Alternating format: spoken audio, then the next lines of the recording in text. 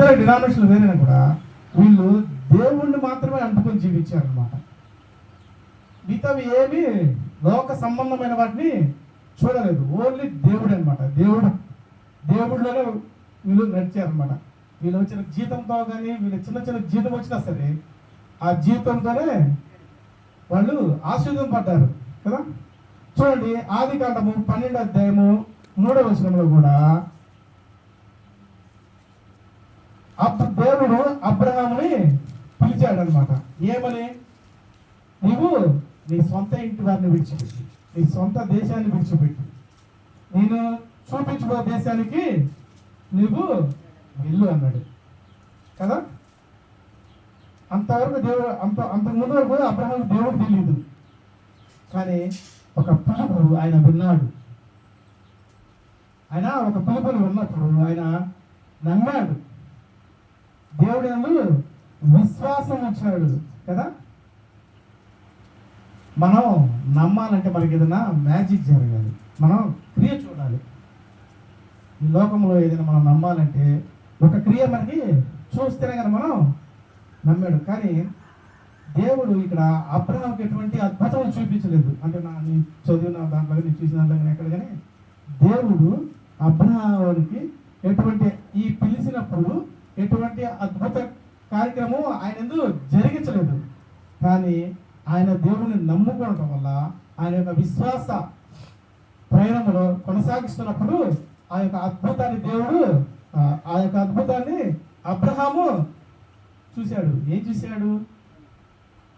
ఆయన జీవితంలో ముందు కొనసాగుతున్నప్పుడు ఆశీర్వదింపబడ్డాడు, అన్నీ వచ్చినాయి, కానీ సంతానం లేదు ఆయనకి. ఇప్పటిదాకా 75 సంవత్సరాలు దేవుడితో ఉన్నాయి. అప్పటి నుంచి అయినా నువ్వు 100 సంవత్సరాలు పెట్టేదాకా కదండి, 100 సంవత్సరాలు వేయించేటువంటి మానుష్యమా? మనం ఉండగలం అంతసేపు? మనం ఈరోజు పుట్టగల పిల్లోడు రేపు పొద్దున్న నడవాలి, ఎల్లుండి స్కూల్కి వెళ్ళిపోవాలి, అవతలి వెళ్ళి ఉద్యోగంలో చేరి నెలాఖరికల్లా మనకి ఏం తెచ్చేయాలి? జీతం తెచ్చి. చాలా బాగుంటుంది కదా, అంత ఇష్టం. అదే 31 దానికి మళ్ళీ చనిపోతే బెటర్ కదా, అంతే కదా. దీన్ని నెల అయిపోతే మళ్ళీ వయసు కాదండి. ఎన్ని సంవత్సరాలు ఎదురు చూశాడు దేవుడు యొక్క 100 సంవత్సరాలు అబ్రహాము ఎదురు చూశాడనమాట కదా. మనం ఆయన పిలుపుని లోపడాలి. ఆయన పిలుపుకి మనం ఆయన చిత్తానుసారం మనం జరిగించాలి. ఆయన చిత్తం ఏంటంటే సిలువని ఎత్తుకొని, అంటే సిలువ అంటే చెక్కతో చేసి ఆ సిలువ కాదండి. మనం ఆయనలో ఉన్నప్పుడు, మనం ఆయనలో జీవిస్తున్నప్పుడు, మనం ఆయన సంఘానికి వస్తున్నప్పుడు మనకి శోధనలు వస్తాయి, ఇబ్బందులు వస్తాయి, కష్టాలు వస్తాయి. అదేనేంటి సిలువ. ఆ సిలువ మనం అన్ని శోధనని జయించాలి. సిలువ ఎందుకు వేస్తారు తెలుసా అండి?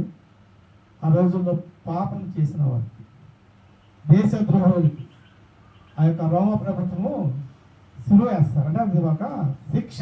తప్పు చేసిన వాడికి అది ఒక శిక్ష అన్నమాట కదా. అలాంటి శిక్ష ఈ లోకంలో మనం ఎన్నో తప్పులు చేస్తూ ఉంటాం, కానీ మన పక్కన వాళ్ళకి తెలియదు, మన ఇంట్లో వాళ్ళకి తెలియదు మనం ఏం చేస్తాము కదా. భర్త స్మోక్ చేసి డ్రింక్ చేసి వస్తే వాళ్ళ తల్లిదండ్రులకు తెలియదండి.